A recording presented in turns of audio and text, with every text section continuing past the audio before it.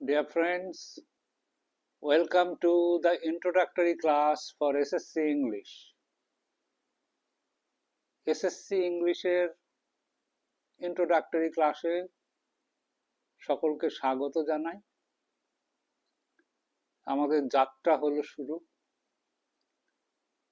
আজকে আমি এইটাই বলার চেষ্টা করব যে বর্তমান পরিস্থিতিতে এই চ্যালেঞ্জটা আমাদের গ্রহণ করতে হবে।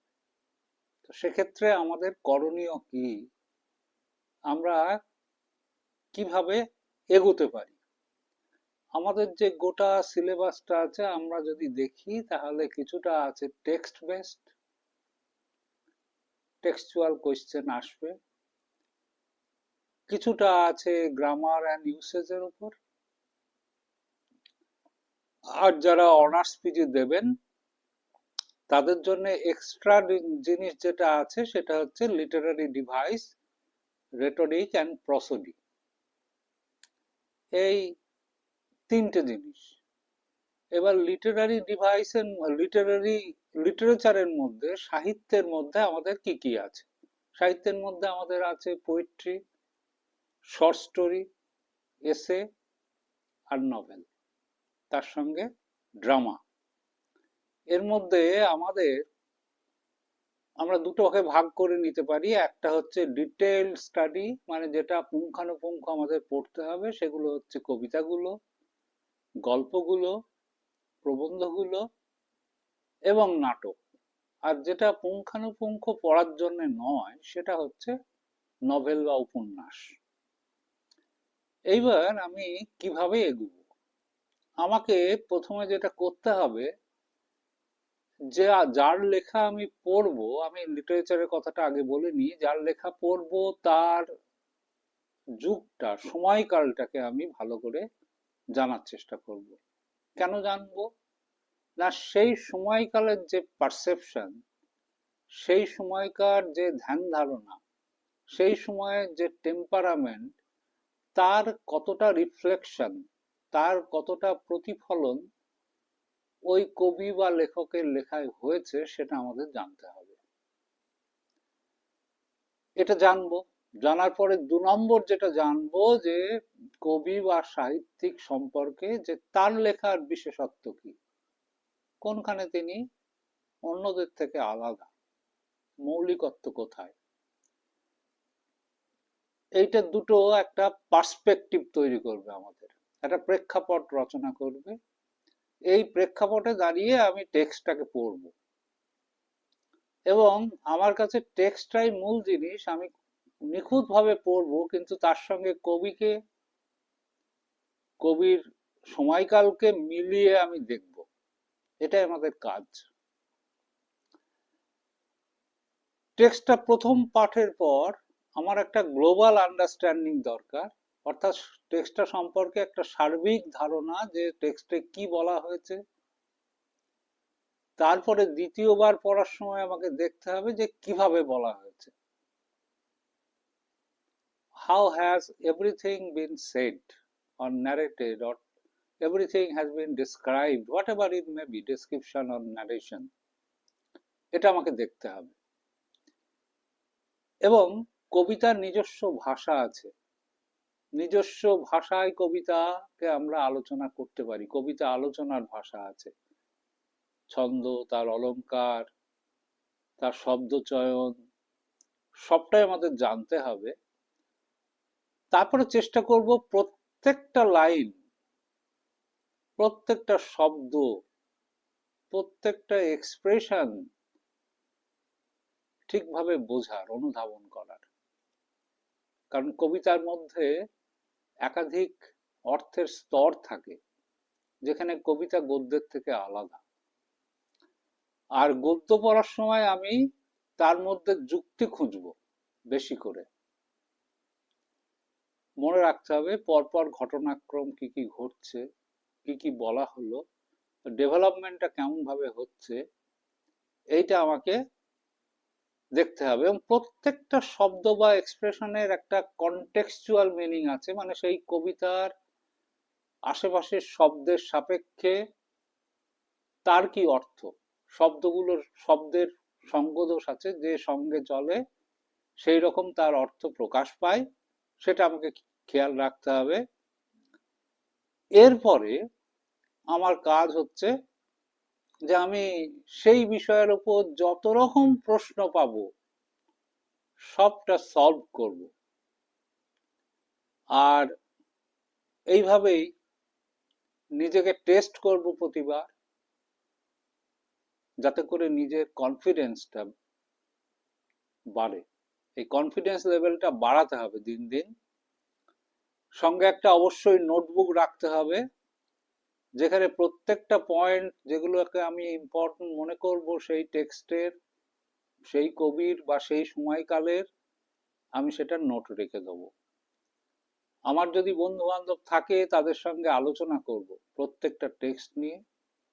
আর একটা ভালো ডিকশনারি কিন্তু আমাকে ব্যবহার করতে হবে, কারণ ভালো ডিকশনারি ছাড়া আমি ভালোভাবে এগোতে পারবো না। এবার আমি একটুখানি বলি যে আমাদের মানে ইংরেজি সাহিত্যের যে এজ ডিভিশন গুলো আছে, সেগুলো কিন্তু আমার একটা ক্লিয়ার আইডিয়া আমাকে রাখতে হবে।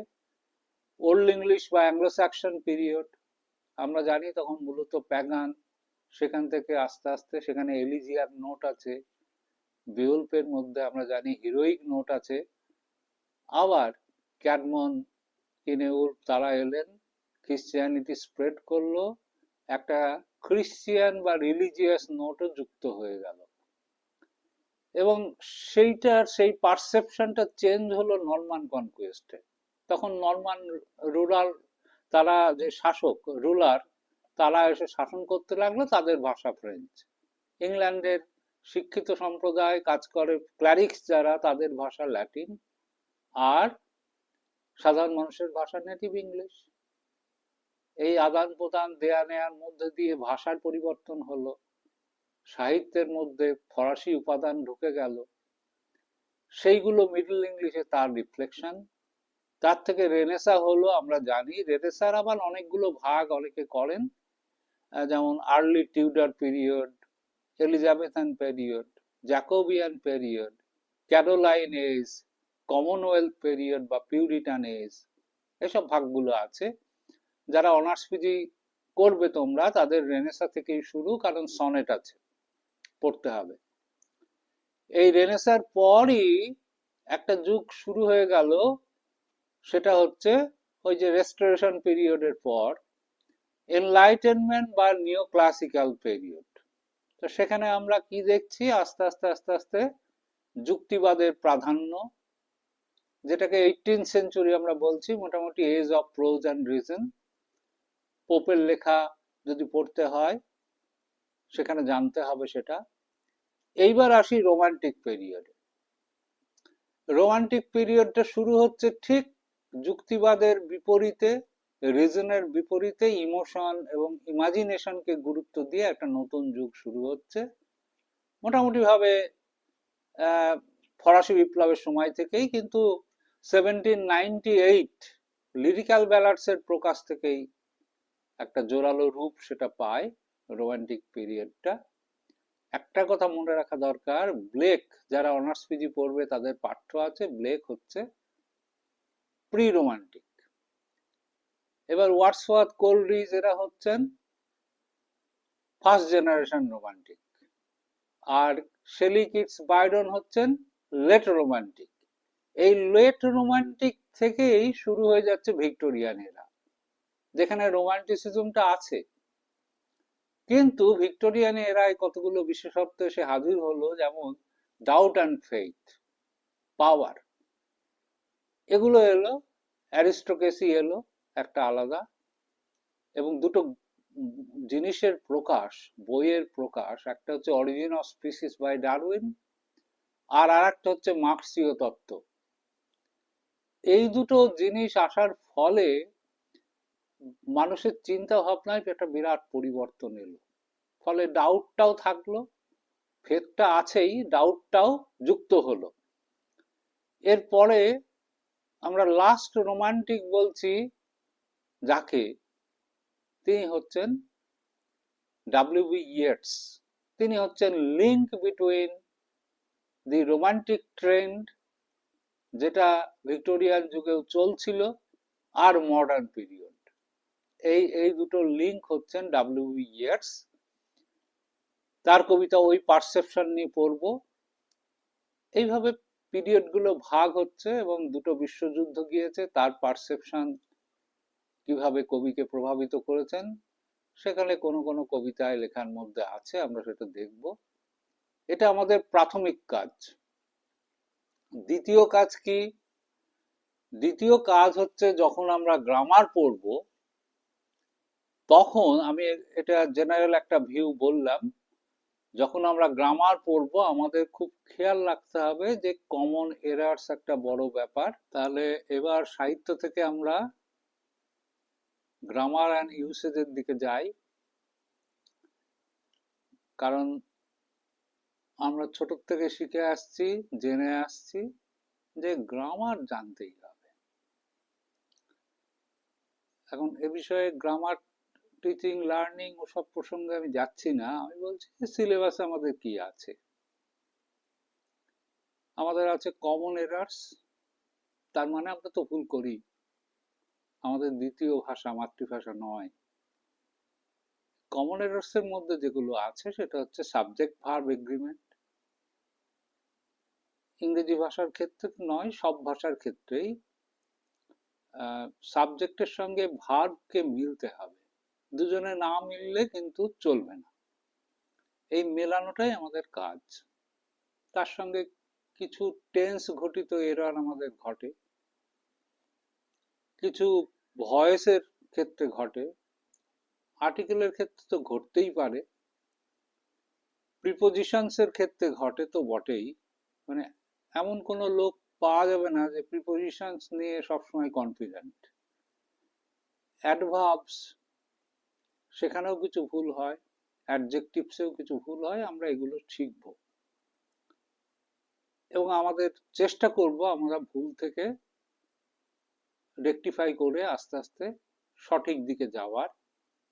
এছাড়া যেগুলো আছে সেটা হচ্ছে sentence form, simple, compound, complex, তার সঙ্গে relative clause, joining and splitting.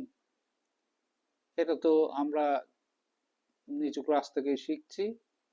Narration, direct and indirect narration, speech, সেটা আছে। এগুলো আমাদেরকে তৈরি হতে হবে। তার সঙ্গে যারা অনার্স পিজি করবে তাদের জন্য আছে লিটারারি ডিভাইস। সেই লিটারারি ডিভাইসেস এর মধ্যে উল্লেখযোগ্য যেটা, সেটা হচ্ছে রেটরিক আর প্রসোডি। রেটরিক হচ্ছে অলংকার, ফিগার্স অফ স্পিচ, যেমন সিমিলি, মেটাফর, এগুলো আমরা অ্যালিটারেশন, মেটোনমি, সিনেকডকি, ইনভার্সন, প্যাথেটিক ফ্যালেসি, এগুলো আমরা সব জানি আর কি। তার সঙ্গে প্রসোডি অর্থাৎ ইংরেজি ভাষার ছন্দ, ইংরেজি কবিতার ছন্দ, সেটা কিন্তু বাংলার থেকে ভাষাটাও আলাদা, ছন্দটাও আলাদা, আমাদেরকে শিখতে হবে বা জানতে হবে। আর জানা থাকলে কোনো অসুবিধা নেই, কিভাবে ভাগ করে, সিলেবল, তারপরে অ্যাকসেন্টেড, আনঅ্যাকসেন্টেড কিভাবে হয়, কিভাবে মিটার ফুট নির্ধারিত হয়, এইগুলো শেখার বিষয়। এইসব মিলিয়ে আমাদের ইংরেজি সিলেবাস, এইসব মিলিয়ে আমাদের চলা। এখন আমরা স্ট্র্যাটেজিক্যালি কিভাবে এগুতে পারি সেইটা পরে আপনাদের দিক থেকেও কমেন্ট চাই, এবং আমি নিজেও বলবো নিঃসন্দেহে। সেটা আমাদের কিছু স্ট্র্যাটেজি নিতে হবে, সময় কম, অতগুলো টেক্সটকে আমরা কিভাবে হ্যান্ডেল করব, গ্রামারের বিষয়গুলো কিভাবে প্র্যাকটিস করব। আমি কতগুলো বিষয় যেখানে যেগুলোকে ভাববো যে খুবই গুরুত্বপূর্ণ, সেগুলো আমি কিন্তু নিখুঁতভাবে চেষ্টা করব আপনাদের সঙ্গে আলোচনায় আসতে। কিছু কাজ আপনাদের দেব, আমার কাজ হবে আপনাদেরকে এনগেজ রাখা, পড়াশোনার মধ্যে ব্যতিব্যস্ত করে তোলা, এটাই কাজ। তার মধ্যে একটু নিমগ্ন থাকা, এই কাজটাই আমার করতে হবে। তা আমি আজকে যা বললাম, যে আমি কিন্তু, আমি জানি সবাই বয়সে আমার থেকে ছোট, সেই জন্য তুমিই বলবো এসএসসি যারা পরীক্ষায় বসবে তাদেরকে। আর আজকের যে আলোচনা ইন্ট্রোডাক্টরি, তার সারাংশ করে দিই।